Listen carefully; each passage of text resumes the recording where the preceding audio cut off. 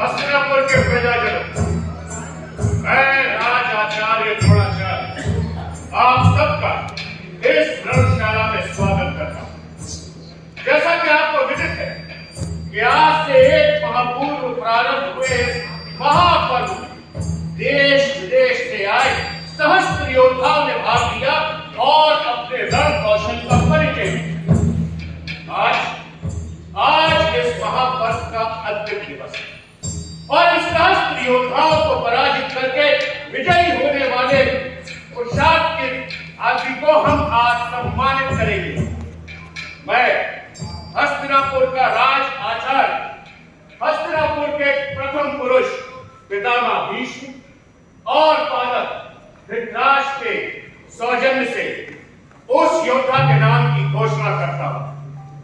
अर्जुन, आगे आओ।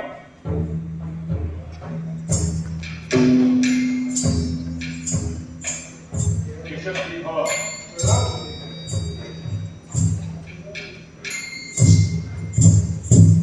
यदि इस समय भी कोई अर्जुन को चुनौती देना चाहे तो उसका स्वागत है, अन्यथा अर्जुन को सर्वश्रेष्ठ धनुर्धर घोषित किया जाएगा।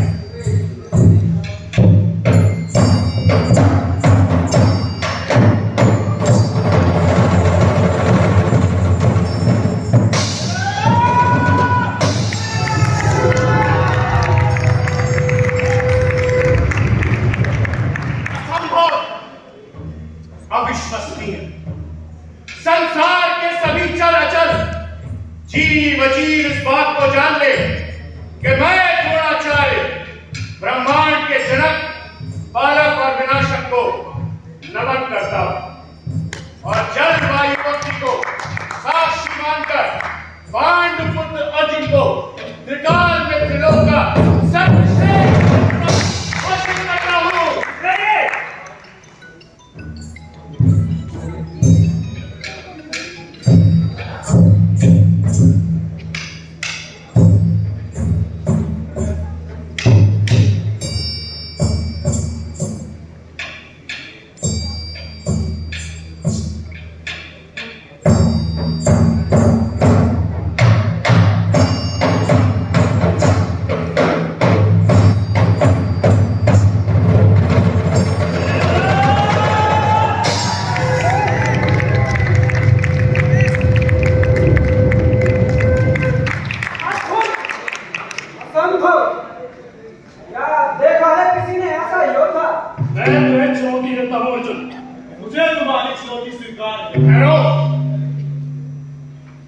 इस महापर्व में तुम्हारा स्वागत है योद्धा।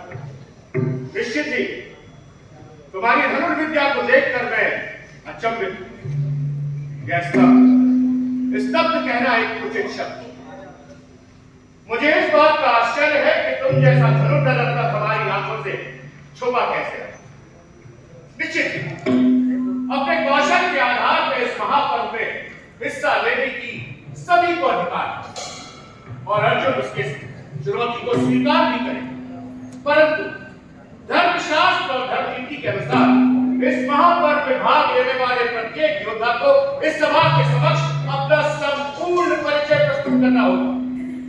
अर्जुन को तो यहां सब भली बात जाता, परंतु तुम कौन, किस वंश के वंशधर हो, किस माता का दान, तुम्हारा कोई पिता है या साथी पुत्र कौन?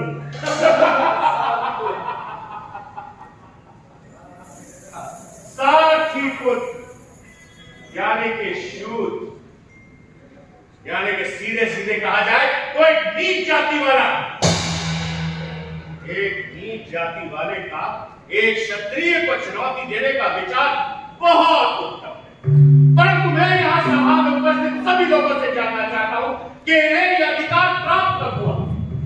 यद्यपि इसका अर्थ तो यह होगा कि अब शूद्र हमारे पालक होंगे और हम ब्राह्मण और आप क्षत्रिय इनकी थाल में भोजन करेंगे।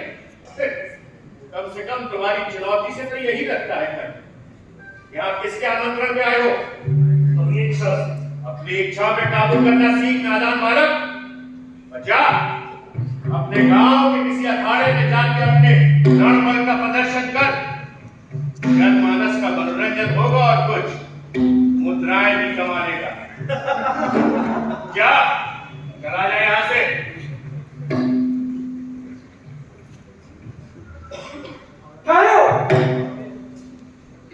एक योद्धा का अपमान करके आपने ठीक नहीं किया मुझे। मान रहो दुर्योधन। मैं मान नहीं रहूंगा। आखिर मेरे मान रहने से वो सब बदल तो नहीं जाएगा जो आचार्य ने इस वीर के साथ किया। उल्टा मत करो, मैं कोई अधिकार नहीं। मुझे अधिकार है।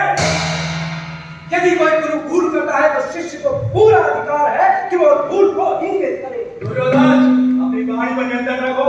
दिखता नहीं है तुम्हें?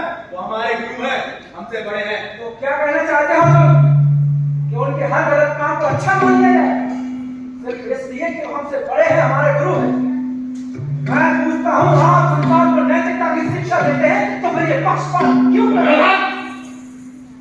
प्रतीत होता है ईर्ष्या ने तुम्हारी पति को भ्रष्ट कर दिया है। ईर्ष्या, ईर्ष्या, गुरुदेव ईर्ष्या किससे है कि सबके समक्ष अर्जुन ने चुनौती स्वीकार भी कर ली। आपने ये षड्यंत्र क्यों किया? क्यों चीख चिल्लाकर मेरी बात को समाप्त मत करिए। यदि आपके पास मेरे प्रश्नों का उत्तर है तो दीजिए, अन्यथा शांत रहिए। तुम्हें नहीं दिखता कि वो एक नीच जात वाला है और ये एक क्षत्रिय है? क्षमा करें गुरुदेव, किंतु एक वीर की जाति सिर्फ वीरता होती है। राजवंश को चुनौती देने का अधिकार एक शूद्र को कदापि नहीं। क्यों? क्योंकि ये राजवंश से नहीं है। ठीक है, यदि राजवंश को चुनौती देने का अधिकार सिर्फ राजवंश को है तो मैं दुर्योधन आज इस सभा को साक्षी मानकर कर्म और देश का राजा हो सकता कोई क्षत्रिय नहीं हो जाता। तो फिर कैसे होता है? जन्म से। जन्म से जन्म की बात ना करेंगे। यदि जन्म क्षत्रिय का निर्धारित करता है तो इस सभा में बहुत से उपस्थित लोग क्षत्रिय ना केवल मेरा ठीक था। मैं महाराज से कर्ण के लिए न्याय मांगता हूँ कि वे जाति भेद न करके इस वीर को अवसर दें ताकि वो ये सिद्ध कर सके कि त्रिकाल में त्रिलोक का सर्वश्रेष्ठ धनुर्धर अर्जुन नहीं बल्कि वो स्वयं है। नहीं हो सकता। मैं महाराज से न्याय मांगता हूँ। महाराज को धर्मशास्त्र परिवर्तित करने का अधिकार प्राप्त नहीं है। कर्ण एक शूद्र है और ये बात यहाँ जग जानी है कि एक शूद्र की चुनौती को एक क्षत्रिय स्वीकार नहीं करेगा। तो फिर मत कहिए,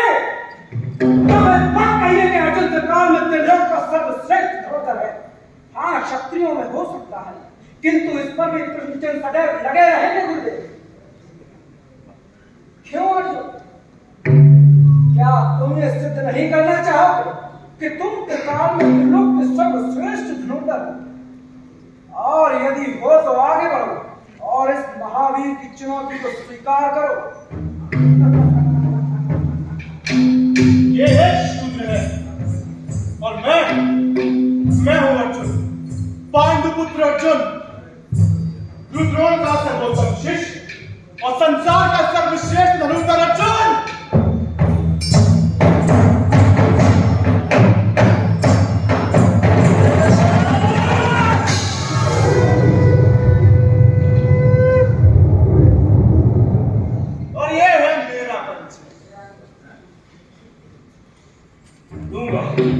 एक दिन तुझे अपना परिचय दूंगा। आज से, अभी से, इसी क्षण से उस दिन की प्रतीक्षा कर जो उस दिन मैं तुझे अपना संपूर्ण परिचय दूंगा।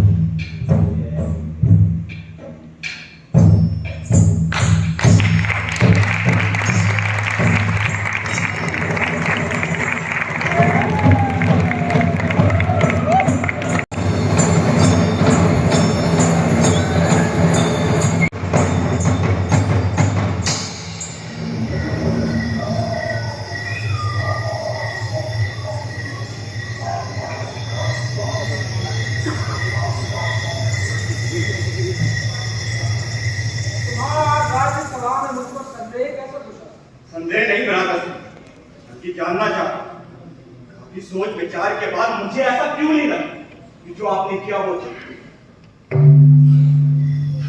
हम तुम यह समझ और समय की जिस दूरी पर खड़े हैं वहां उचित और अनुचित का कोई अर्थ नहीं है दुष्ट। यदि कोई चीज मायने रखती है तो वो है दूरदर्शिता। दूरदर्शिता? मुझे तो कोई दूरदर्शिता नजर नहीं आती भ्राता जो हम सबको सहारा।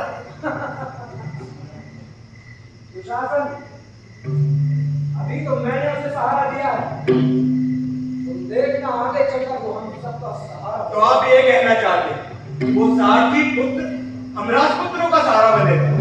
कैसी बातें करते हो भ्राता श्री? मैं कुछ भी ज्ञात नहीं है। तुम भी गुरु द्रोण और अर्जुन की भाषा बोलने लगे हो। तुम लोग क्या जानो कि मैंने क्या खोज निकाला है? वो सारथी पुत्र नहीं, अंगार है, अंगार। ऐसा आप मानते हैं भ्राता जी? एक अजनबी को बिना जाने पर क्या आप मुझे विराज दे रहे? संपूर्ण विचार जनों के सामने जो आपने किया उसके विषय में लोग तरह तरह के कहने लगा रहे थे। ये एक राजनीतिक दाव बना और इसमें नुकसान हमारा अरे कुछ भी नहीं। तरबूजा चुरे पर गिरे या चुरा तरबूजे पर, घटना तो तरबूजे को ही है। और धीरे धीरे तुम्हें भी सब समझ आ जाएगा। और इस विषय में लोगों के अंतर स्वभाव था। कौन जानता है कि इस कृत्य का क्या परिणाम होगा? कर्म तो एक सामर्थ्य है और वो सामर्थ्य मेरी मुट्ठी में है। वही सामर्थ्य जिसके आगे विश्व का प्रत्येक प्राणी घुटने टेक देता है। कर्म तो बुद्धि और सामर्थ्य का वो महारथी है जिसकी हमें आवश्यकता है। और अब मैं उसे पांडवों के विरुद्ध हथियार बनाकर उपयोग करूंगा। और आप तो भ्राता श्री का को मूर्ख समझते हैं। वो आपकी हर बात माने, आपके हर कार्य पे लगे।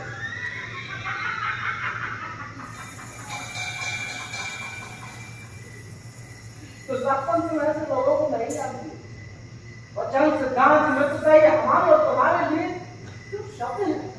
और ये बेचारे तो मर जाएंगे किंतु इन शब्दों से पीछे नहीं हटे। परंतु भ्राता श्री मेरे विचार से हम लोग से अंग्रेज घोषित करने में शीघ्रता। शीघ्रता? यदि शीघ्रता ना दिखाता तो वो आज पांडवों के साथ विचर कर रहा होगा। गुरु द्रोण को तो नहीं जानते क्या? अर्जुन को चुनौती देने वाले को विकलांग बना देते। विकलांग तुम्हें याद नहीं? एक अंग्रेज बनाने के बदले उसने अपना सब कुछ मेरे हाथों में सौंप दिया। एक साथी के रूप में गुरु की मालिश करते करते उसका जीवन बीत जाता। किंतु मैंने दिया है उसे राज, इसकी वो कल्पना भी नहीं कर सकता। अंग्रेज बनाकर मैंने इसका उपयोग कर लिया है दुशासन। और ऐसी उपयोगिता ऐसी उपयोगिता के लिए एक क्या हजारों अंग्रेज में उजागर कर सकता हूं मैं। बस भ्राता किसी की तरह इन पांडवों का काटा निकाल दिया। मैं अब तक नहीं भूल पाया भीम का वो प्रहार, छान डालों की तरह कथा तुम मुझ पर टूट पड़ना। अर्जुन का क्रोध द्रोण के सर चढ़ के उतर। मुझे एक ही अवसर का मैंने उस रात पहले के सरकार नहीं किया। तुम एक ही प्रश्न को कितनी बार घुमा फिरा कर रहे हो? बस करो। उठ।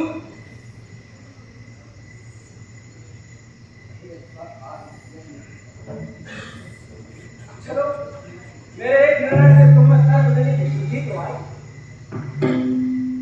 यदि उसने मेरे कहे अनुसार कार्य न किया तो स्वयं की ज्वाला में जलकर राख हो जाए। उसके सामर्थ्य की छटपटाहट उसे जीने नहीं देगी और उसको इससे अच्छा अवसर कहां मिलेगा अपनी योग्यता सिद्ध करने का। आज अर्जुन को चुनौती देते वक्त तुमने कर्ण की आंखें नहीं देखी। ज्वाला लगती है उसकी दोनों आंखें।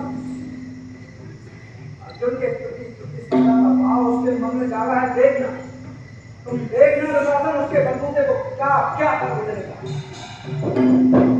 कौन है?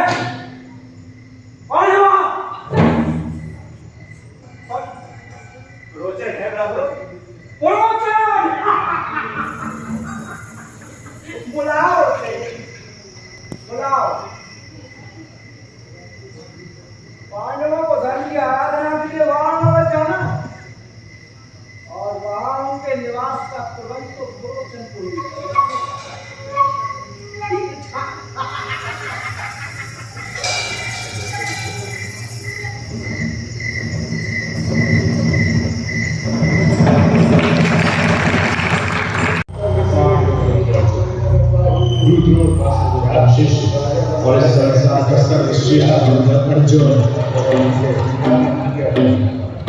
ये इच्छा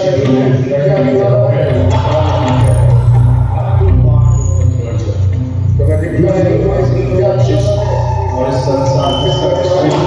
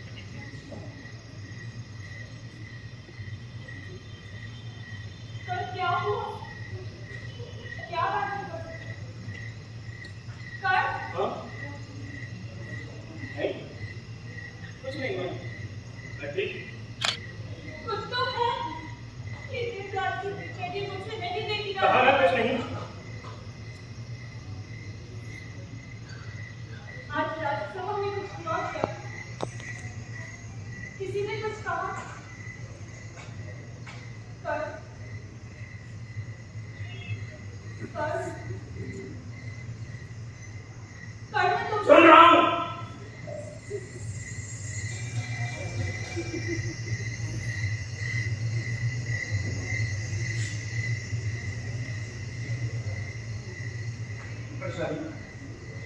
मुझे क्षमा करना। मैं क्या करूं मैं कई दिनों से देख रही हूँ तुम बहुत प्यार करो। क्या बात है कर? नहीं कुछ नहीं मैं ठीक। तुम अपनी प्रभु से पाओगे।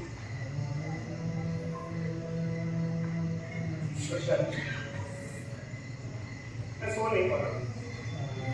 पिछले कई रातों से घर पर जाकर तब हर दोस्त विचार आगे प्रताप सब मुझे जवाब नहीं कर सकते और मैं कुछ नहीं कर पाता। शादी मैं भारी बाबू बहुत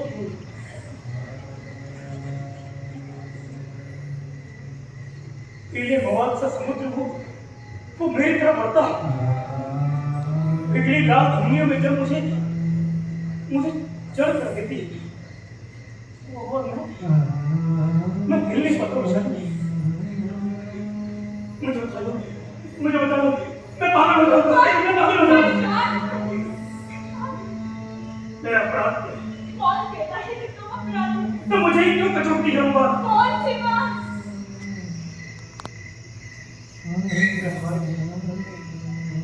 सब कुछ कि तुम क्या कहते हो पर? उस दिन अर्जुन का कंधा था कितने आत्मविश्वास से कहा था कि तुझे अपने संपूर्ण परिचय दूंगा और तुम ही बताओ क्या बता पाऊंगा कि मैं कौन हूं? सारी तक कहूंगा कि सर्वश्रेष्ठ वो नहीं है। नहीं मैं उसे कभी नहीं हराता हूं और इसीलिए मैं हार गया। किसी को ना पाना पराजय तो नहीं। हाँ मगर विजय तो फिर भी उसी की हुई ना। मैंने कहा था कि तू हारेगा मगर वो नहीं। आज भी वो संसार की ये सर्वश्रेष्ठ खिलौना मृत्यु के प्रति द्वेष नहीं रखते कर। द्वेष रखता तो चाहता कि वो मर पर मैंने कब चाहा कि अर्जुन अपने चारों भाइयों के साथ राक्षा गृह में देकर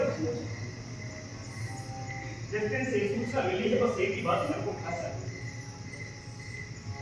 कि जिसने प्रेम सभा में मुझे शूद्र कहकर अपमानित किया उसकी मृत्यु से पूर्व उसके मुख से यह ना कहवा सका कि काल तुम श्रेष्ठतम। परंतु इसके लिए अपराधी तुम तो नहीं हो। हमारा संसार तो यही कहता है कि दुर्योधन क्या लोग नहीं कहते हो कि दुर्योधन का ऋणी कर्ण में षड्यंत्र सम्मिलित था? लोगों के कहने से सत्य वचन तो नहीं है। तो प्रधान ने मुझे ही क्यों जब योनिचित तो दुर्योधन ने किया? कभी कभी लगता है कि मैं तुम्हें समझ ही नहीं पाती हूँ। इतना सब होने के बाद भी मन से तुम दुर्योधन को अपना मित्र मानती हो। हाँ, मान और सदैव मानता रहूंगा, क्योंकि जब सभी राज्यसभा में मेरा उपहास उड़ा रहे थे तो उसने मुझे सहारा दिया। क्या इसमें इसका स्वार्थ नहीं था? क्या वो नहीं चाहता था कि पांडव अपमानित हो? हाँ, दुर्योधन का स्वार्थ था। अगर भले ही अपने स्वार्थ के लिए मनंतर उसने उसे दिया था, पक्ष उसने मेरा लिया था, ना कि भयभीत द्रवर स्थापित पांडवों। अक्षम होने के कारण पांडव अपमानित होते, पर मैं तो सक्षम होते हुए हुआ। ऊंचे वर्ग की स्थापना को ठेस न पहुंचे, इसलिए मुझे मेरे पिता, मेरे माता और मेरे वंश को घृणा की दृष्टि से देखा। मैं भी कभी तुम्हें ऐसे नहीं पाया था। मैंने भी हम सूद है, छोटी जाति है। क्या इससे कोई नई बात तो नहीं? पहले तो मुझे अनुभव नहीं होता, मगर उस दिन के बाद लगता है जैसे कोई वस्तु अंदर ही अंदर मुझे जला रही।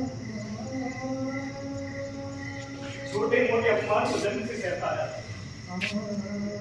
कोई कुछ कहता चुपचाप सह लेता। कदाचित आदत सी हो गई, मगर उस दिन लगा जैसे पूरे हस्तिनापुर के सामने गुरुद्रोण ने मेरे वस्त्र उतार कर नग्न खड़ा कर दिया। इच्छा हुई तुमसे जाकर पूछूं, क्या जन्म पर किसी का अधिकार है? माता पिता को चुनने का अधिकार विधाता ने किसी को दिया? जन्म के आधार पर गुरुद्रोण ने अधिकारों की बात क्यों की? क्या उनके शास्त्रों में कर्म शब्द को उल्लेख कहीं नहीं? तो कुछ कहने की योजना मैं क्या कहूँ? एक बात सच बताओ, हाँ, कहो। क्या तुम इस बात का दुखी हो कि तुम्हारा पति शूद्र? क्या तुम्हें होता है कि तुम्हारी पत्नी शूद्र है? बात वो नहीं है, फिर क्या बात है कर? ये हीनता है? हीनता नहीं, क्रोध। अपने सूद होने पर? नहीं, सूद होने के कारण उन अधिकारों के नाम लेने से चिंता की बदखारी। मुझे अपनी चिंता नहीं है विशाल। दुख है तो केवल इस बात का कि मैंने तो जैसे तैसे सब कुछ सहन कर लिया, पर मेरे पुत्र का क्या उसे ये लोग स्वीकार करेंगे? हाँ, क्यों नहीं? आर्य सुदामा और नरेश का पुत्र है, उन्हें उसे स्वीकार करना ही होगा।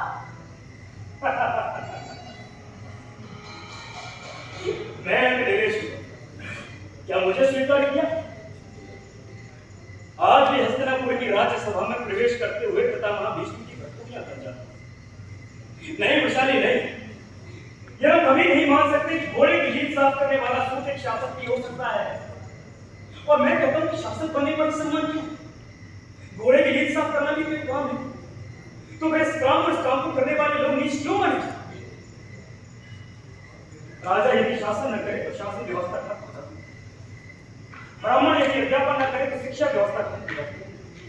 वैश्य यदि व्यापार न करे तो व्यापार व्यवस्था खत्म हो जाती है। एक निम्न वर्ग का आदमी अगर मन और भाई तो धन व्यवस्था खत्म हो जाती है। तुम्हारा और मेरा नहीं है, और क्यों ये समस्या करना निकालते हमारी बच्चों को चलता है? मेरे पास केवल प्रश्न, उत्तर एक भी राज्य हो भी नहीं। हाँ, मुझे बताना भूल गया था, कल सूर्याजली के पश्चात ही चला था। लौटने में कुछ दिन लग जाएंगे। सुदामा मेरे साथ है। हाँ, 5 हाँ, दुर्योधन के साथ द्रौपदी के स्वयं। अरे मित्र बनकर जा रहा हूं। दुर्योधन द्रौपदी का वरण करना चाहता है।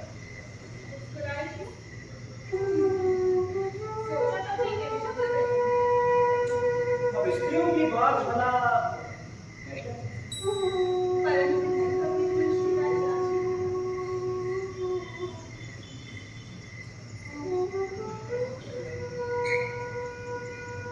चलो, इसी बात का संतोष है कि संसार में कोई तो है जो इस कर्ण को समझता है।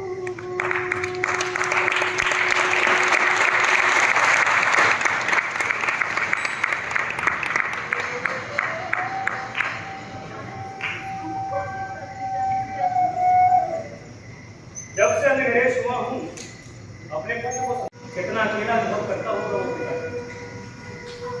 इसलिए इस बार मैं उसे अपने साथ लेता हूं। वो यहाँ बिल्कुल अकेला है। पता वो यहाँ सचमुच अकेला नहीं, सुदामन मेरा पुत्र, मेरे होते हुए वो कभी अकेला नहीं हो सकता। कभी ये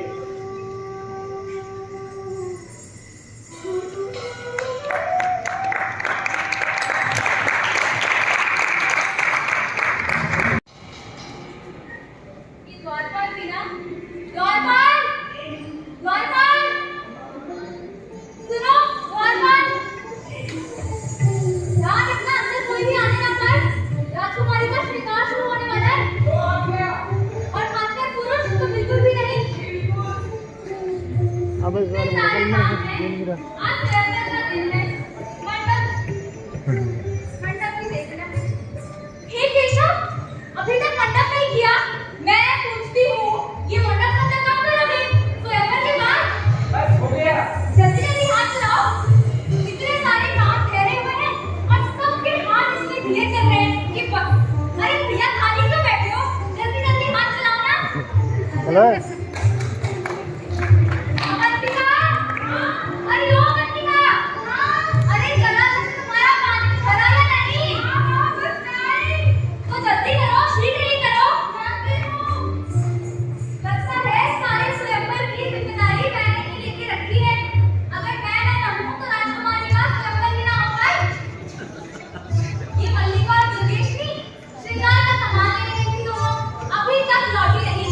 अरे ओ मल्लिका! दुर्गेशनी! कितनी देर और है? विलंब हो रहा है। जल्दी जल्दी आओ।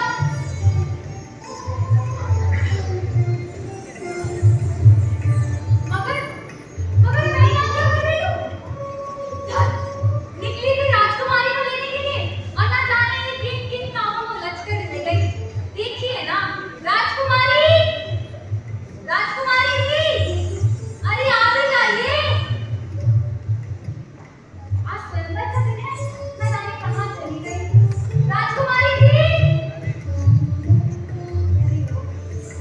राजकुमारी जी! अरे ओ राजकुमारी जी! कहाँ चली गई ये भी? राजकुमारी जी!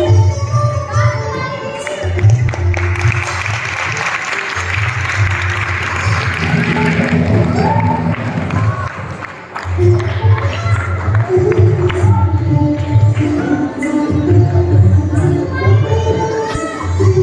कहाँ चली गई आप?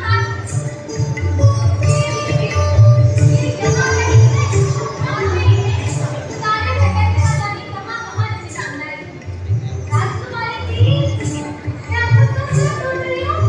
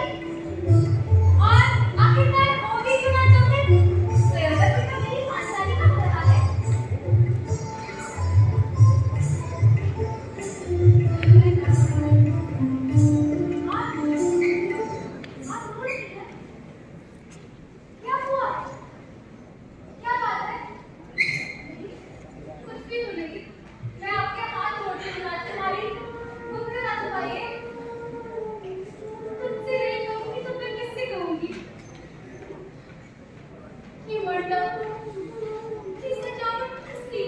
स्वयंवर के लिए, पांचाली के स्वयंवर के लिए। कौन मदद करेगा मेरी पांचाली का? ये आप क्या कर रही हैं? कौन बचा है जो इस लक्ष्य को भेज सकेगा?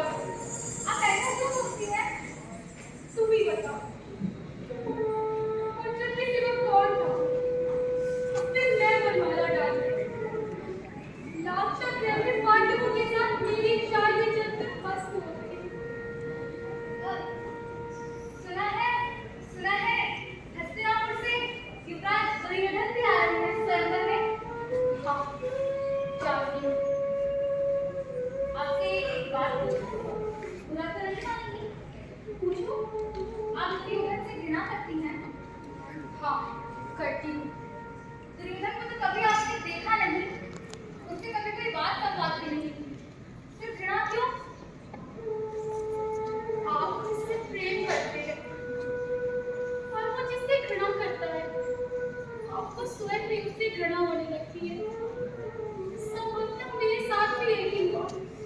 अच्छा चलिए छोड़िए ना ये सब, देखिए ना ये मंडप, ये सजावट, ये सब आपके लिए हुआ है।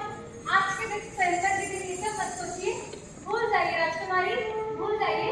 मैंने खोलने से बहुत नहीं राजकुमारी, ऐसे रोते नहीं राजकुमारी। आज आपका विवाह है, भूल जाइए, कोई बात नहीं। तो दोनों सखियां आपस में मिलकर खिलखौटी कर रही थी। मुझे लगा था कि मैं देरी से पहुंचूंगा और मेरा डर सही निकला।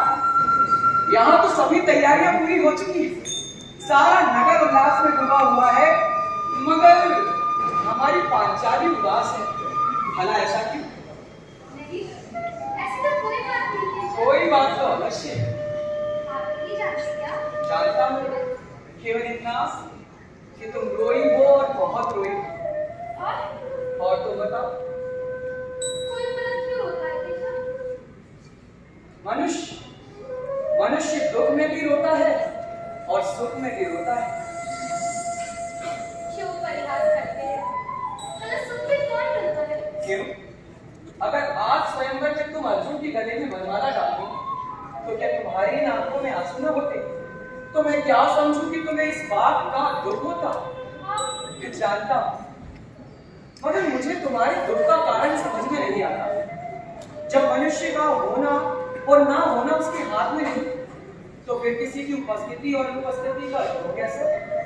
तो मैं क्या करूंगी? मैं क्या करूं? इस संसार में समय और भाग्य से बड़ा कोई नहीं, उस पर यकीन रखो।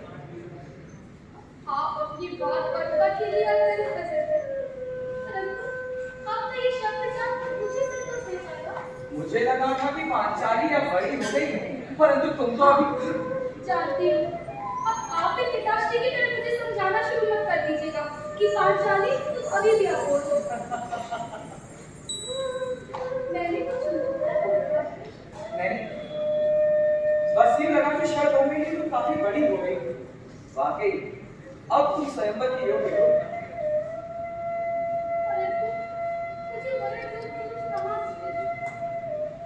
इस संसार में तुम्हारा वर्णन करने वाले केवल 4 पुरुष हैं, क्योंकि ये चारों ही संसार के सर्वश्रेष्ठ धनुर्धर हैं। पहले पितामह भीष्म, दूसरा एकलव्य, तीसरा कर्ण और चौथा अर्जुन। पितामह भीष्म अपनी प्रतिज्ञा के कारण तुम्हारा वर्णन करेंगे, और एकलव्य को तो वर्षों पहले ही आचार्य द्रोण अक्षम बना चुके हैं। और कर्ण क्या होगा कृष्ण? समय आने पर तुम स्वयं जान जाओगे पांचाली। और आखिरी अर्जुन, जो लाक्षागृह में दुर्योधन की क्रूरता का शिकार हुआ, कौन बचा कृष्ण? बोलो मत। मैंने कहा था इस संसार में समय और भाग्य से बड़ा कोई नहीं, उस पर भरोसा रखो। संभवतः हमें स्वयंवर के लिए देरी हो, हमें चलना चाहिए।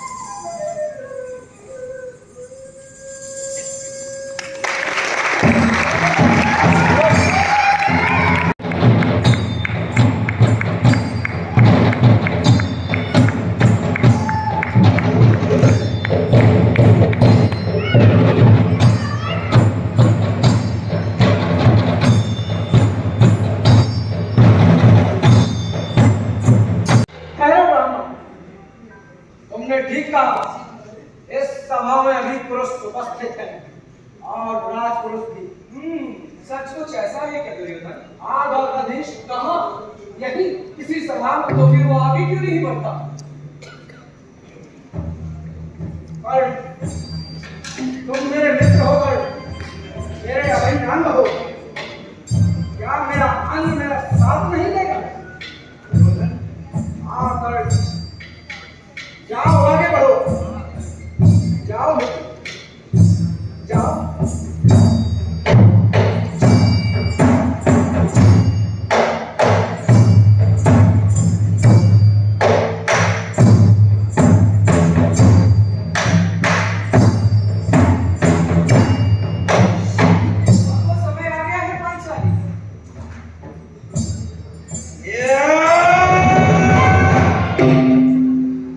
ये नहीं हो सकता।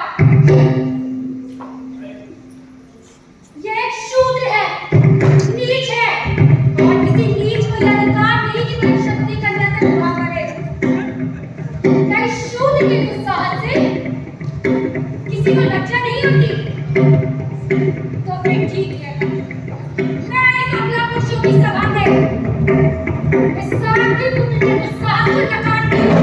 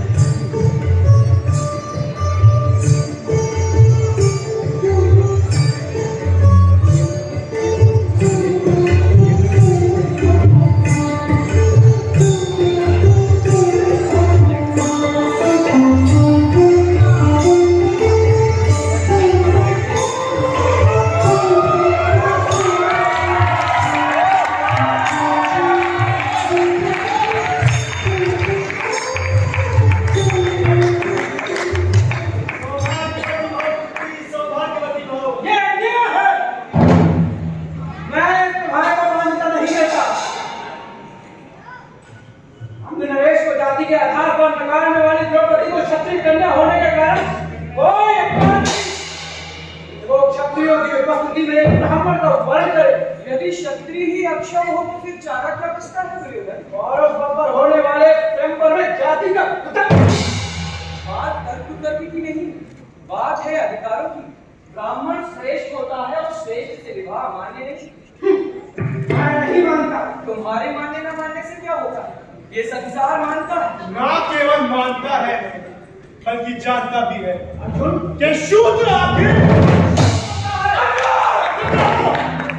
किसी शूद्र को यह अधिकार नहीं कि क्षत्रिय को चुनौती दे।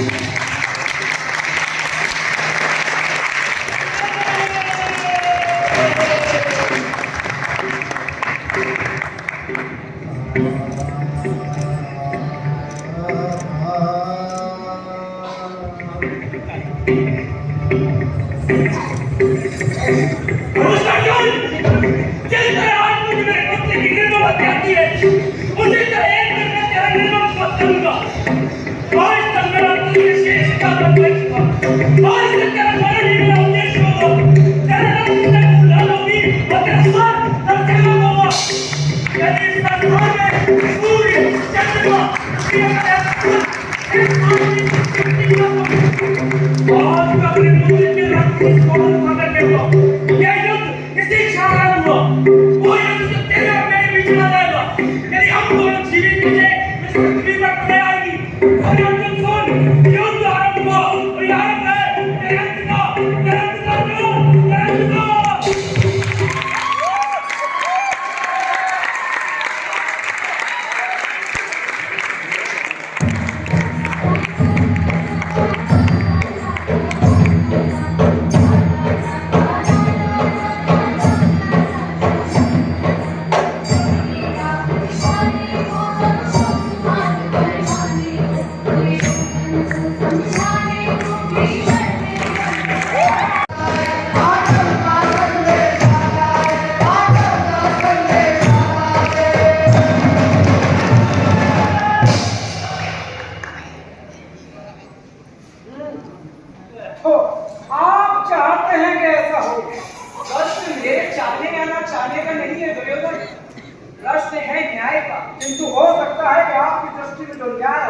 वो मेरे लिए अन्याय। न्याय का आधार कभी व्यक्तिगत कारण नहीं होते दुर्योधन। क्या होते हैं बात कभी? हित, जो हितकारी है वही न्याय है। वही तो मैं भी कह रहा हूँ कि जो उनका हित होगा वो मेरा हित, और जो मेरा हित होगा वो उनका हित। दोनों ही परिस्थितियों में निर्णय अलग अलग होंगे। आप किस निर्णय को मान्यता देंगे द्वारका? हम घूम फिर कर पुनः उसी स्थान पर वापस आ जाते हैं दुर्योधन। तो मेरी बातों को समझने की चेष्टा करो। तुम्हारे और पांडवों के हित से बड़ा है इस समाज का हित। न्याय का आधार हस्तिनापुर की प्रजा का हित होगा, ना कि तुम्हारे और पांडवों के। किंतु इतना पूछने की दृष्टता अवश्य करूंगा कि हस्तिनापुर की प्रजा का हित द्वारका नरेश या फिर पांडव कैसे तय कर सकते हैं?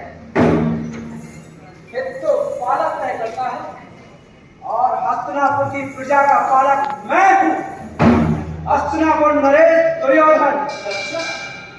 और मैं समझता रहा कि ये अधिकार महाराज धृतराष्ट्र को मिला हुआ है। हाँ,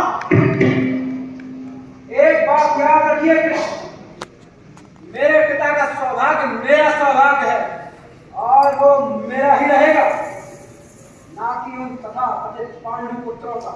ना जाने क्यों मैं तुमसे बहस कर रहा हूं, जबकि ये सारी बात तो महाराज को तय करनी चाहिए। महाराज, आप अच्छी तरह से सोच विचार कर निर्णय करें और पांडवों को निश्चिंतता प्रदान करें कि उनके साथ कोई अन्याय नहीं होगा।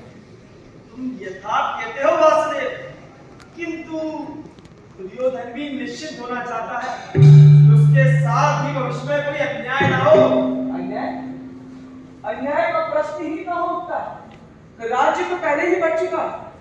पांडवों को उनका वनवास पूर्ण होने के बाद राज्य मिलने की जो शर्त थी वो भी अब पूर्ण हो चुकी है, तो उनको उनका अधिकार तो मिलना ही चाहिए। राज्य बटा था कृष्ण, किंतु अब एक है, और नैतिक दृष्टि से भी यही ठीक होगा कि राज्य को पुनः न बांटा जाए। तुम नैतिकता की बात करते हो दुर्योधन। तुम्ही ने कहा था कि 13 वर्ष के वनवास और 1 वर्ष के अज्ञातवास के बाद ही पांडव अपना राज्य पा सकेंगे। 13 वर्ष का वनवास भी पूर्ण हुआ और 1 वर्ष का अज्ञातवास भी। तो अब तुम्हारी नैतिकता ये कहती है कि तुम अपनी ही बात से पलट जाओ। वनवास मानता हूँ पूर्ण हुआ, लेकिन अभी अज्ञातवास पूर्ण नहीं हुआ है। और तुम्हारी ही राज्यसभा के आचार्यों का इस बात पर तुमसे मतभेद है दुर्योधन। आचार्यों का राजा से मतभेद असंभव तो नहीं। गणनाएं भी तुम्हारा साथ नहीं देती। अरे इसको तोड़ा मरोड़ा भी जा सकता तो है, ये बात तो तुम पर भी लागू है। लेकिन सिद्ध नहीं होती, और शंका के आधार पर मैं अपना अपना राज्य दुर्बल और अक्षम पांडवों के हाथ में कदाचित नहीं दूंगा। अरे जिनके अंदर इतना भी मालूम नहीं कि स्वयं बात करने आते, आपको भेज दिया यहाँ पहले के लिए। क्या सोचा कि घबरा कर डर जाऊं? बहुत अच्छा हो यदि आप उनका ये भ्रम दूर कर दें कि मैं अपना आधा राज्य किसी भी हाल में नहीं दूंगा। उम्र की नादानी तुम्हारे अंदर काफी झलकती है दुर्योधन। राज्य संबंधी निर्णय यूं जल्दबाजी में नहीं किया करते। तुम्हारे पास पर्याप्त समय है, अच्छी तरह से सोच विचार करो। और यदि मैं ना सोचना चाहूँ तो फिर युद्ध के विचार को नकारा नहीं जा सकता। और इस धमकी का मुझ पर कोई प्रभाव नहीं है। धमकी नहीं दे रहा हूँ, समझा रहा हूँ। भविष्य के गर्भ में क्या छुपा है वो तुम नहीं जानते दुर्योधन। कोई नहीं जानता कृष्ण, यहाँ तक कि तुम भी नहीं जानते। अनुभव यही अंतर पैदा करता है। भविष्य को देखा नहीं जा सकता, किंतु उसका आभास होता है। और ये भविष्य आपको क्या आभास देता है कृष्ण? यही कि तुम ना माने तो ये युद्ध अवश्य होगा। और युद्ध में क्या होगा? क्या होगा? वो 5 भाई मिलकर हम 2 भाइयों को परास्त करेंगे। संभव नहीं है। ये खेल किसके साथ खेल रहे हो? जाइए और जाकर किसी और को समझाइए। मेरे पास शक्ति है, अजय योद्धा है, विराट सैनिक समूह है, जिसके सामने एक महासमुद्र भी छोटा जान पड़ता है। ये सब है मेरे पास। और अक्षम पांडवों के पास क्या है? उनके पास मैं हूं। तुम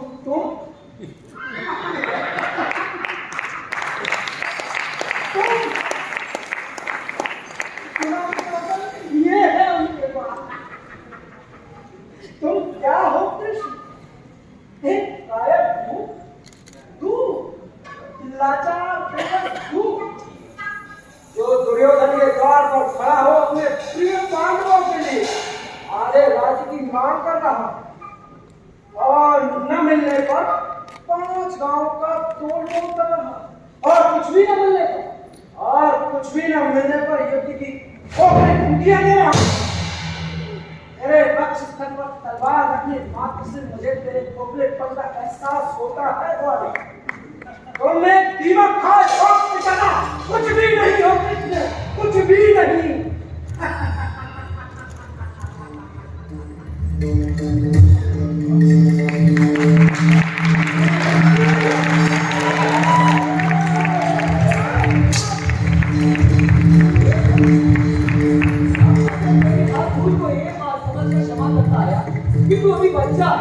अब वो साधारण और मूर्ख है, किंतु तू वह बच्चा नहीं था, बल्कि एक कर्तव्य दुराचारी और गंभीर मनुष्य है जो सत्ता के रथ में ये भी भूल गया कि तुझे बनाया किसने। तूने मुझे नहीं पहचाना, तूने कृष्ण को नहीं जाना। आज अपनी आंखें खोल और मुझे जान, मैं कृष्ण हूँ जो बनाता है और मिटाता है। मैं विजय का मूलभूत आधार हूँ। मैं वो हूँ जिसके प्रेम को ये संसार तरसता है और जिसके क्रोध से ब्रह्मांड कांपता है। मैं जन्म हूँ और मैं ही हूँ मृत्यु। मैं अनादि हूँ, इसलिए मैं था, मैं हूँ और मैं सदैव रहूंगा। केवल तेरे रूप को देखते रहिए। मैं सदैव तेरे प्राण का भूल रहूंगा।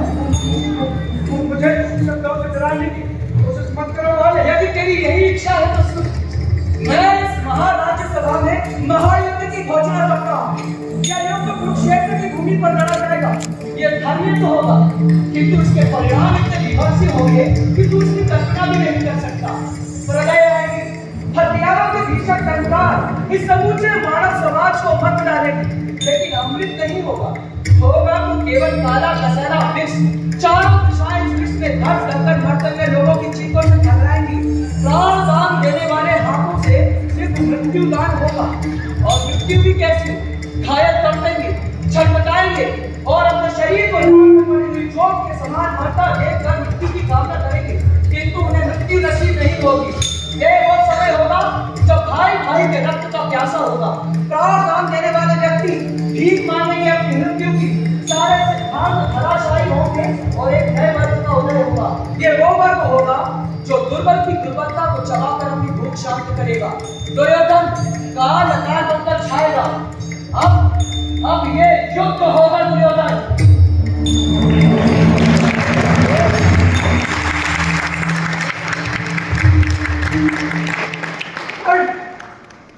कृष्ण यदि कृष्ण आदि है, वे कर्ण भी था और सदैव रहेगा।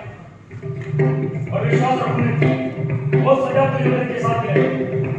और हाँ, अब ये युद्ध होगा।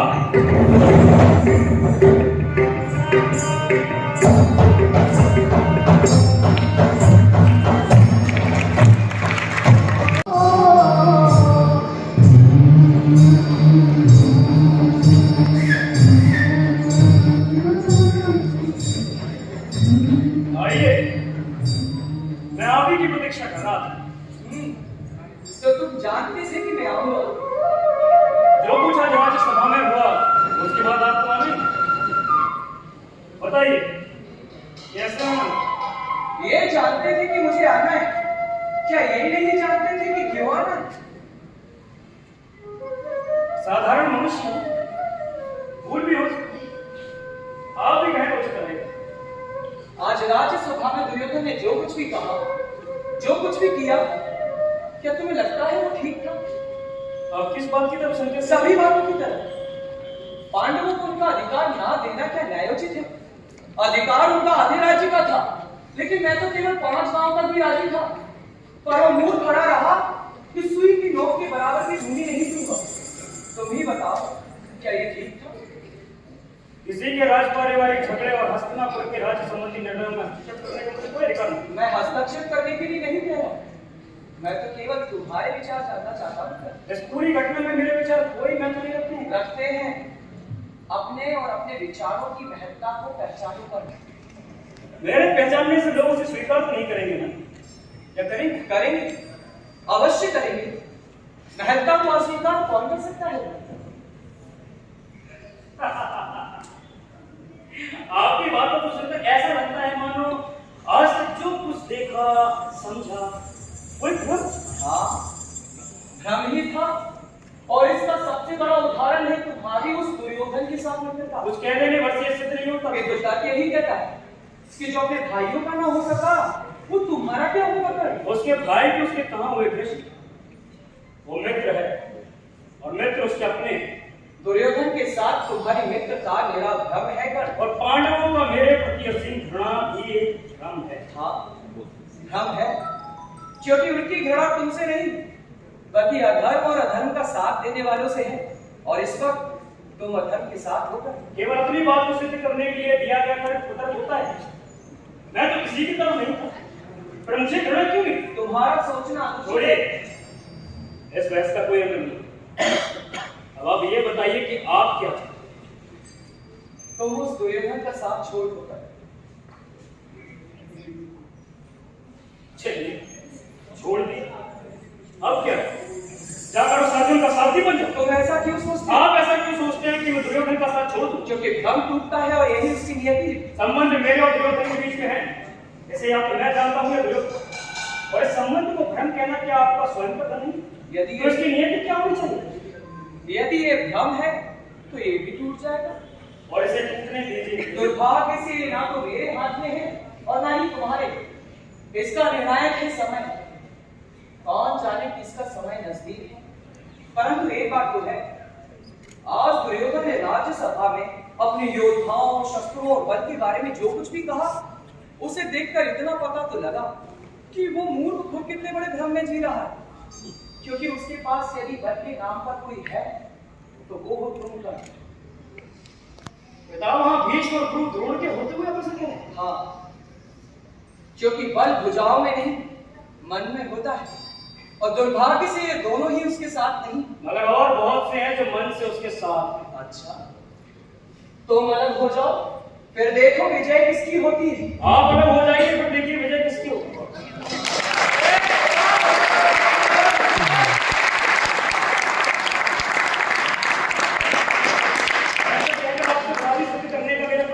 और ऐसा हो भी नहीं सकता। मेरी ऐसी कोई इच्छा नहीं, क्योंकि कर्ण कर्ण है और कृष्ण कृष्ण।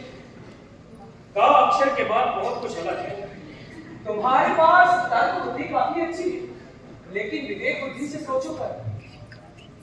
अगर ये युद्ध हुआ तो संहार होगा, महासंहार। इस महासंघर्ष की घोषणा अभी नहीं की, लेकिन बीज मैंने नहीं बोया।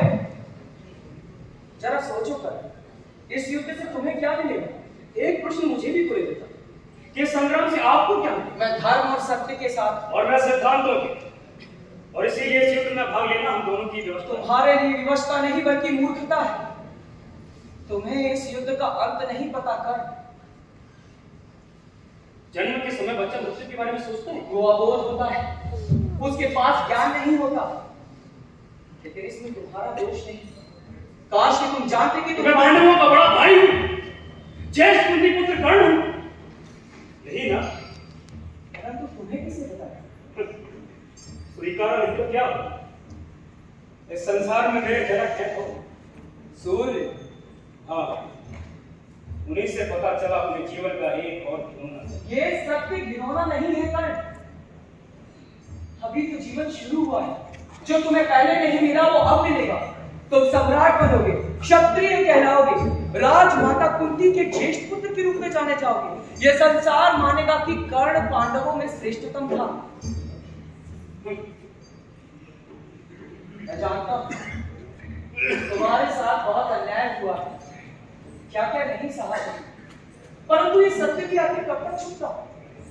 सत्य सत्य, ये सत्य आज ही क्यों सामने आया? उस दिन कहा था ये सत्य जब भरी सभा में द्रोण ने मुझे सूतपुत्र कहकर मेरा अधिकार मुझसे छीन लिए। अर्जुन ने मेरी चुनौती को अस्वीकार कर मारा, भूमपुर तमाचा मारा था मेरे सर। उस दिन कहा था ये सत्य जब स्वयंवर में द्रौपदी ने मुझे नीच कहकर नकार दिया। मैं पूछता हूं कहां मर गया था ये सत्य जब मेरी आंखों के सामने मेरे पुत्र की हत्या हुई थी?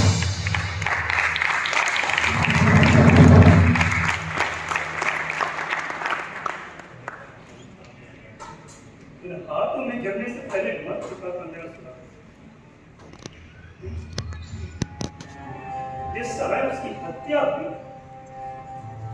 उस समय मैं शूद्र था, नीच था। और आज जब समय आया है अर्जुन के वध का तो मैं क्षत्रिय, कुंती पुत्र। जाइए कृष्ण, कदाचित हम दोनों एक दूसरे का समय बर्बाद कर रहे हैं। प्रणाम। ठहरो, पुनः एक बार सभा में आपने सच कहा था, अब युद्ध होगा। सोच विचार का समय अब नहीं रहा, क्योंकि युद्ध आरंभ हो चुका है।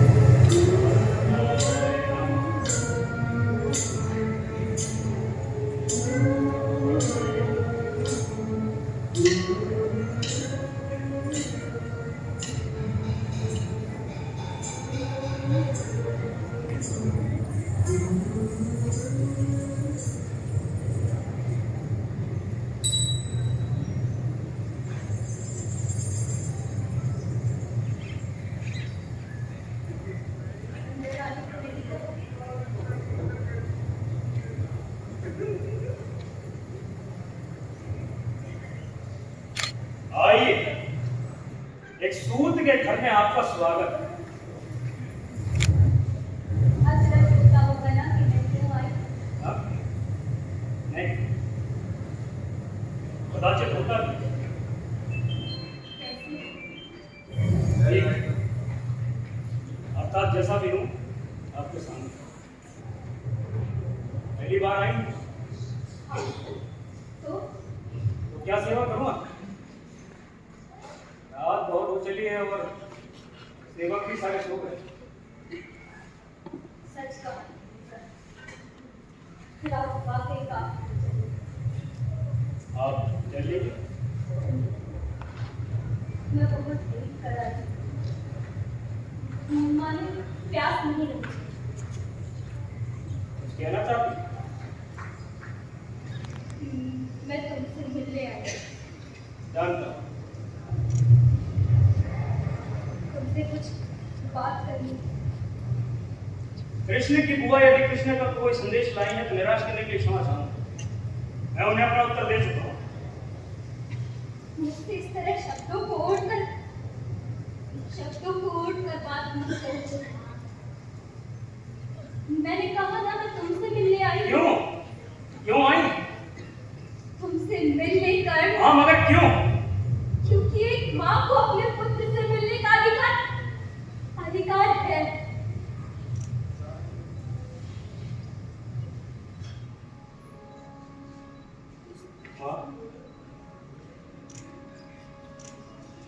माँ, क्या दोष था मेरा?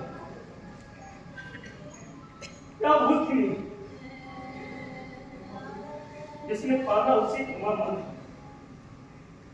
अगर तुम्हें इस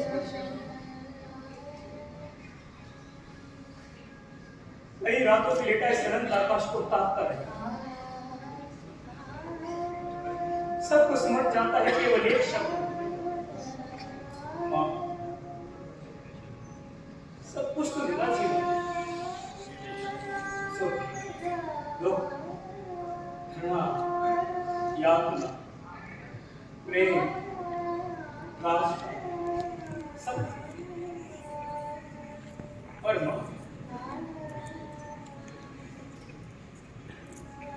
मैं क्या नाराज हूं, घृणित, क्या धर्म? तो क्यों क्या दिया था मुझे? क्यों झोंक दिया इस घर का अग्नि में झुलसने? जब सभी लोग मेरे प्राण कसते रहे, मेरी आत्मा को नोचते रहे, क्यों नहीं अपने आत्मा को छुपाया मुझे? क्यों नहीं कहा कि मैं हूं?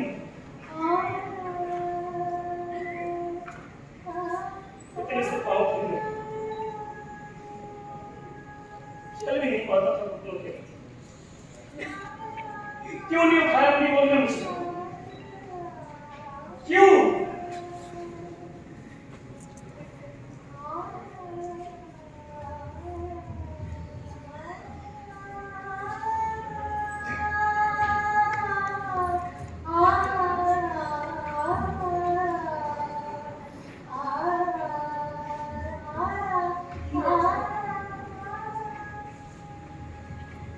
धीरज रख पुत्र,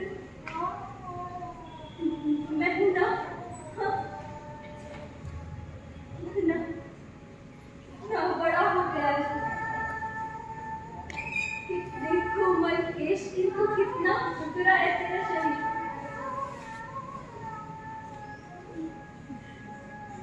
जितना विशाल और कठोर उतना ही कोमल।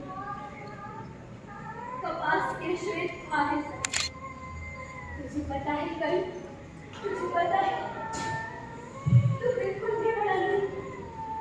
तेरा बचपन तो जैसे वही ठहर गया। सब कुछ तो बदल गया सिवाय इसके कि तू बहुत लापरवाह हो गया। मैं जो नहीं थी कल। हाँ, आप हैं। और विडंबना देखिए कि आज आप कहाँ हैं और मैं कर्ण मैं क्षमा चाहता हूँ आत्मा। इस तरह भावनाओं में रहना मेरी आदत है और कभी कभी हमारे मस्तिष्क और शरीर को कोई और ही वस्तु नियंत्रित करती है। नहीं करती क्या? कर्ण मैं रात्रि का तुमसे तीसरा पहले बीत रहा आत्मा। भोर से पहले राजमाता राजमहल जाना चाहिए। मुझे राजमाता मत कहो। तो क्या कहूँ? ये कदाचित आप ही नहीं। मुझे इस तरह से अपमानित मत करो पुत्र। अपमान? जो स्वयं अपमान में जिया हो वो क्या किसी का अपमान करे? अपमान को जानकर अपमानित करना बहुत जरूरी है। काश आप ऐसे कभी समझते। बहुत बड़े हृदय हैं तुम और बहुत समझदार। दुख पीड़ा यातना अपमान के बाद तुमने ही तो सहा। और मेरा क्या? इस सत्य को जानकर ही तुम तिलमिलाओगे हो। और मैंने तो इस सत्य को जाना और अपने ही हाथों से मृत्यु की कूप में डाल दी। किसी से कह भी ना पाई करना। तुम्हें क्या लगता है कर्ण?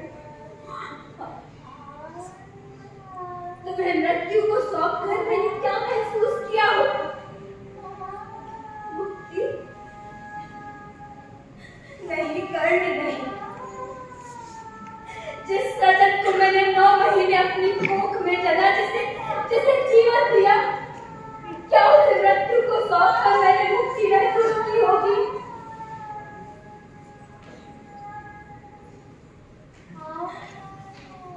छोरे ने मूर्ख पाल न जाने कितनी बार मैंने उससे अपनी वेदना पुकारी। सिराना भी गीला होकर मेरी नास्ती पर रोता रहा कर। और मैं कुछ ना कर सकी, मैं कुछ ना कर सकी कर।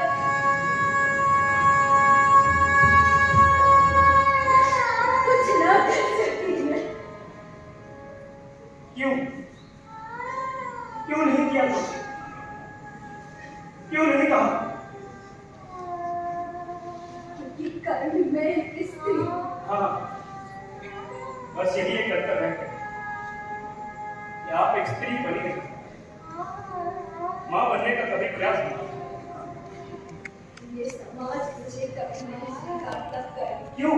क्यों नहीं स्वीकारता?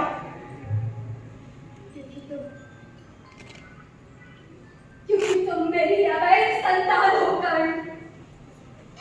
क्यों हूं मैं आपके अवैध संतान? जबकि मेरे पिता हैं। परंतु कर्ण पिता ने तुम्हें अपना नाम नहीं दिया।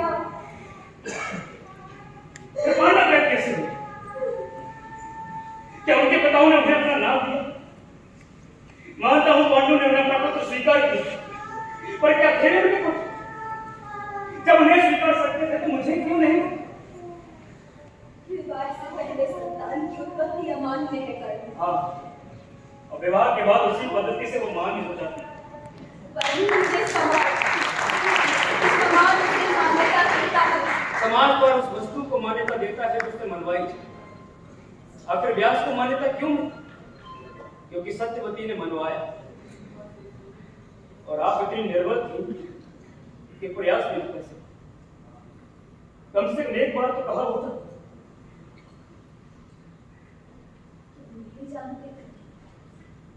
तुम नहीं जानते ये समाज कितना निष्ठुर है।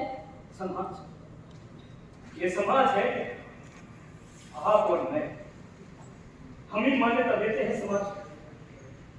सच तो ये है कि मान्यता तो आप अपने मन से मुझे कभी नहीं ये झूठ है कर्ण।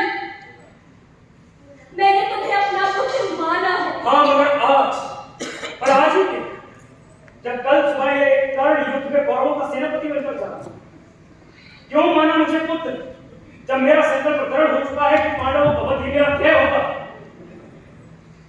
मुझ पर इस तरह कांक्षण मत लगाओ कर्ण। कांक्षण नहीं लगा, वास्तविकता बता रहा हूं। जब मैं कुछ नहीं था तो मैं नाम शूद्र था, और आज जब समय आया है युद्ध का तो ये खलबली कैसे? कृष्ण दौड़े दौड़े चले आए, मुझे सत्य असत्य धर्म और धर्म की परिभाषा समझ। राजमाता कुंती आधी रात को मुझे पुत्र कहने चली। ये प्रेम अचानक क्यों? जब आज तक तुमने वेदना को छुपा रखा तो आज क्यों कहने चली आई मुझसे अपनी त्रासदी? यदि मैं आज भी ना आती तो विनाश हो। भाई भाई की हत्या के लिए रण में उतर जाते। यदि मैं युद्ध में ना भी जाऊं तो भी वहां भाई भाई की हत्या कर रहे हैं। और हाँ, आपके यहाँ आ जाने से युद्ध चलेगा नहीं, क्योंकि युद्ध स्वार्थों की नींव पर खड़ा है और शांति के लिए कोई भी अपने स्वार्थों को त्यागने के लिए तैयार नहीं।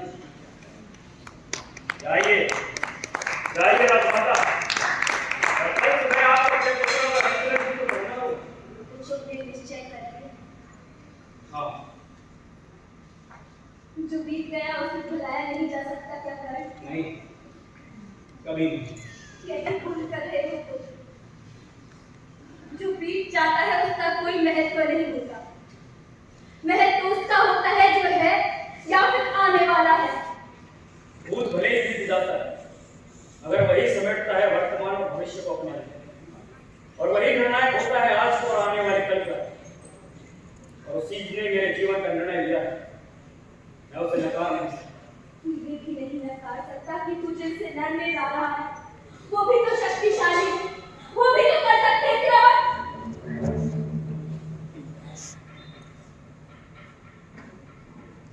पहली बार देख रहा हूं कि कोई मां अपने पुत्र को युद्ध में जाने से पहले ऐसे वचन नहीं कहती। चिंता स्वाभाविक है, और आप निर्भय रहिए। वे शक्तिशाली नहीं, क्योंकि उनकी शक्ति है कृष्ण, और कृष्ण किसी की शक्ति क्या बने? वे स्वयं निर्बल है। गलत नहीं कह रहा हूं राजमाता। यदि वे कमजोर ना होते, निर्बल ना होते तो आपको ना भेजते, इंद्र को ना भेजते मेरे कवच को लेने के लिए। ये दे दिए अपने कवच को पूर्णता।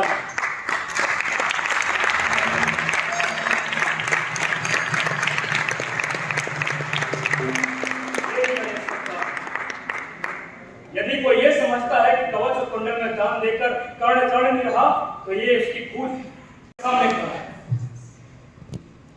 बहुत बड़ी जानवीर कर क्या अपनी मां को इकरार नहीं दोगे तुम?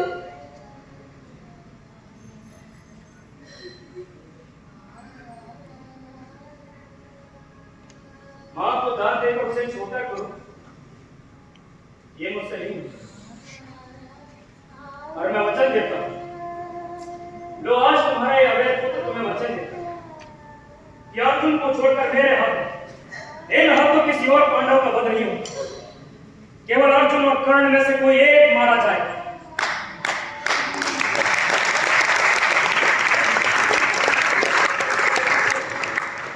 मैं भी संतोष कर लूंगा। संसार जानता है कि तुम 5 पुत्रों की मां, और तुम सदैव रहो।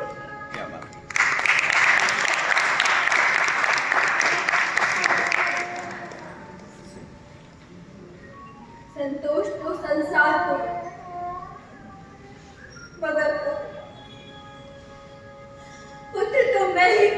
रहता है।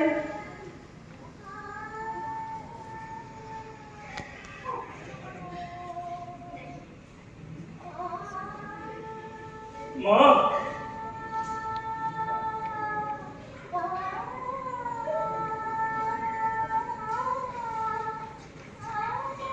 मैं तुम्हारी अवैध संतान हूँ। मैं युद्ध में जाने से पहले एक पुत्र को अपनी माँ से आशीर्वाद लेने का अधिकार नहीं।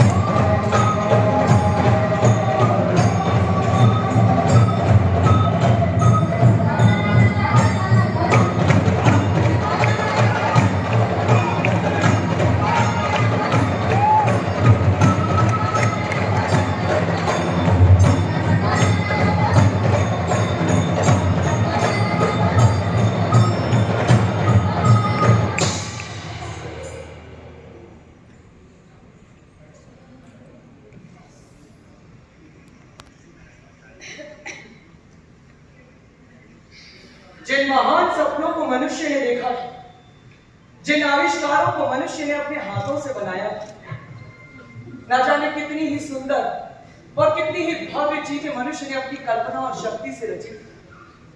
लगता है ये युद्ध उन सबको निगल जाएगा। मैंने कौरवों और पांडवों के मध्य एक महायुद्ध को प्रज्वलित कर दिया। क्या मैं एक पाषाण हृदय व्यक्ति? नहीं। यदि यही मेरा लक्ष्य होता तो एक कार्य कठिन नहीं था। पितामह भीष्म के पतन के पश्चात सूर्यपुत्र कर्ण ही पांडवों का सेनापति है। अरे कौन नहीं जानता कि कर्ण से बड़ा योद्धा और कोई नहीं। स्वयं पितामह भीष्म जानते थे कि कर्ण ही प्रथम पहुंचते हैं। वो ये जानते थे कि कर्ण सारथी पुत्र नहीं बल्कि सूर्य का तेजस्वी पुत्र है। हम और आपने कर्ण के साथ ठीक नहीं किया। इस समाज ने कर्ण के साथ न्याय नहीं किया। कल बाणों की सैया पर लेटे पितामह भीष्म ने कर्ण से कहा कि कौन क्षत्रिय और कौन सूरपुत्र। मनुष्य केवल अपने कर्मों से श्रेष्ठ होता है। जब हम किसी के ज्ञान से हारने लगते हैं तो फिर उसके व्यक्तित्व में हम खोट ढूंढना शुरू करते हैं, और यही हुआ कर्ण के साथ।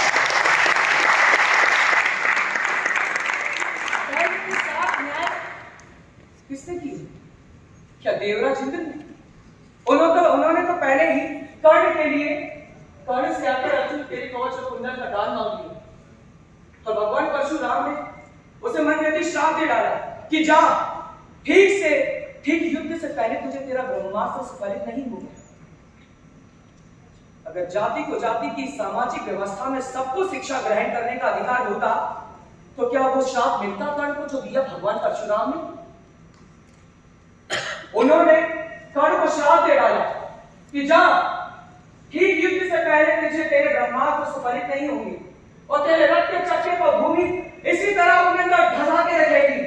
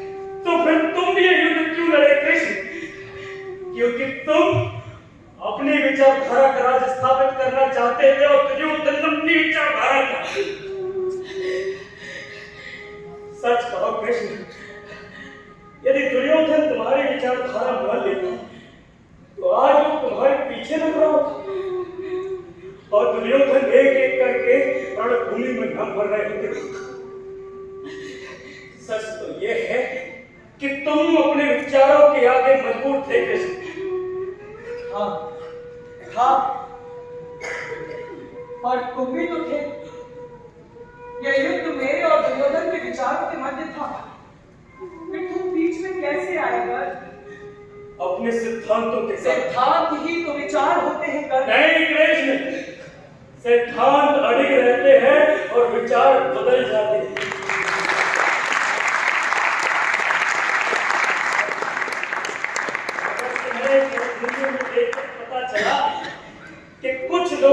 सिद्धांत भी बदल जाते हैं। अपने लालसा को शांत करने के लिए तुमने क्या क्या नहीं किया कृष्ण।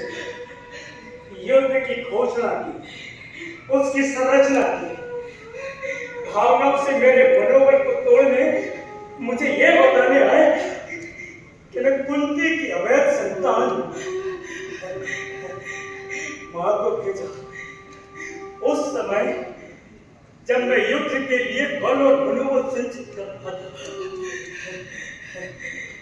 मैं डर था कृष्ण कि मैं घातक सिद्ध होऊंगा, इसीलिए मेरे दान धर्म का लाभ उठाकर तुमने अर्जुन के पिता इंद्र को मेरे कवच कुंडल लेने भेजा। क्या शल्य तुम्हारे कहने पर नहीं आए? ऐसा सारथी भेजा तुमने कृष्ण जो अपने ही योद्धा का आत्मविश्वास सदैव तोड़ता रहा। तुम ऐसा मानते, परंतु क्या ये कटु वचन ये समाज मानेगा? तुम कैसे मानेगा कृष्ण? तुम तो यवनिका के पीछे हो, वहीं से तुमने हर तर्क, हर न्याय, हर विचार को तोड़ा मरोड़ा। यदि मैं मान भी लूं कि मैंने ऐसा किया, तो क्या तुम इससे बचे रहे? कहाँ था तुम्हारा पौरुष जब द्रौपदी के वस्त्र ले जा रहे थे? तब क्यों नहीं बोले?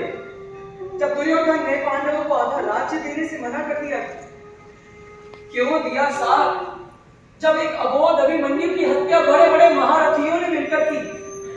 यदि आरोप मुझ पर है तो तुम भी इससे बचे नहीं रहेगा।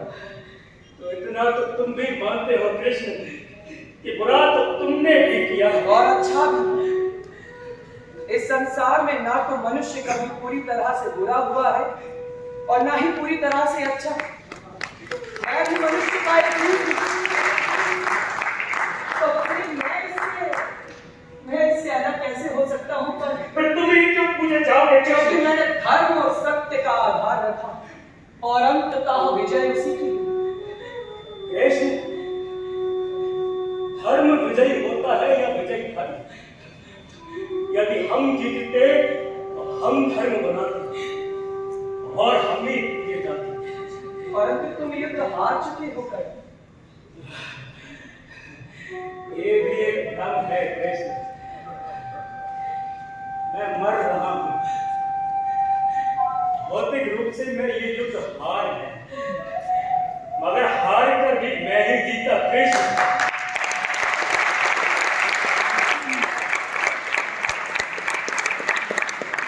तुम हारे क्योंकि तुम योगेश्वर कहलाकर अपने सिद्धांतों पर टिक नहीं पाए और मैं आज तक अड़े हूं।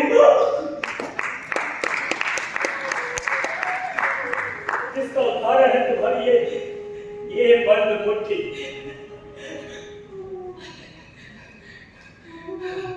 कृष्ण, तुमसे अच्छा तो मेरा शत्रु अर्जुन है। जब मुझे निहत्था देखकर झिझक गया,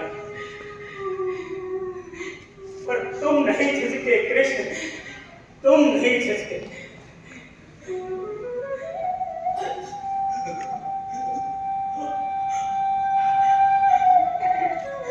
और अब लगता है मैं जीत कर भी हार गया कृष्ण। नहीं कर। हाँ कृष्ण, ये युद्ध था कि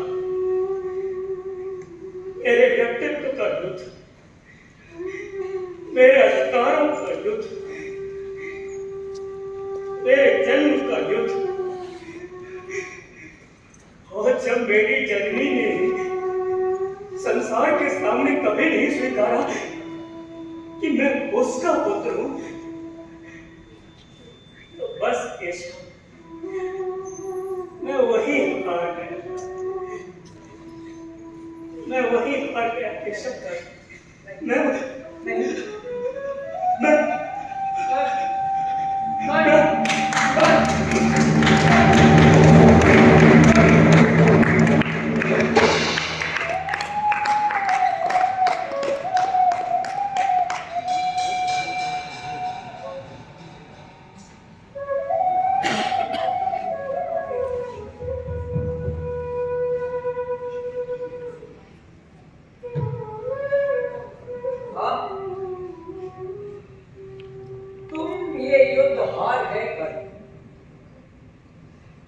कुंती कभी किसी लोक और किसी काल में ये स्वीकार नहीं करेगी कि कर्ण उसका अपना पुत्र था।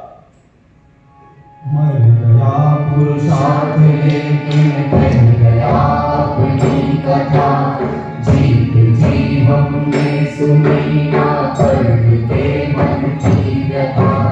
न्याय क्या अन्याय क्या यह कौन ये बतलाएगा, छल कपट षड्यंत्र करने वाला क्या बच जाएगा। न्याय को अन्याय जब चुनौती देने आएगा, उस चुनौती को चुनौती देने भारत ही आएगा, देने भारत ही आएगा, देने भारत ही आएगा।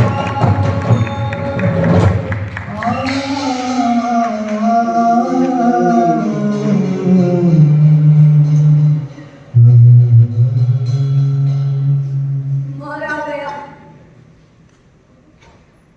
संसार का सर्वश्रेष्ठ योद्धा,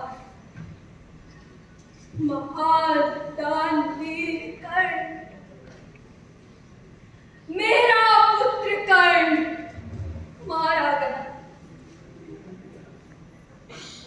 कर्ण की मृत्यु मात्र शारीरिक है, क्योंकि मृत्यु शरीर की होती है, विचार की नहीं। कृष्ण, तुमने ही कहा था कि मृत्यु शरीर की होती है, किंतु आत्मा अजय अमर है। पुत्र, तो एक मां ने अपने पुत्र को स्वीकार कर ही लिया।